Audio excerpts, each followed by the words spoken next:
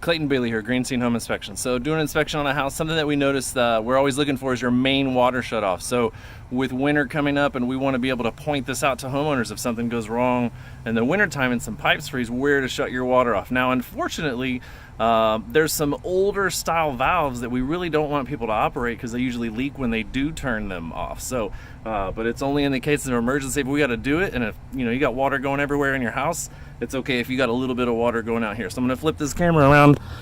You kind of see our old school cover, right? So we're close to where our cleanouts are over here. And so here's our shutoff, emergency shutoff, right? And it's assumed that it would probably be this main one with the red handle on it. So usually we would do this at the water meter. However, there's no water meter at this residence, which is real strange. So it should be out there. We've been digging through all the leaves and everything to try to find it, but no luck. So Clayton Bailey, Green Scene Home Inspections, we're out.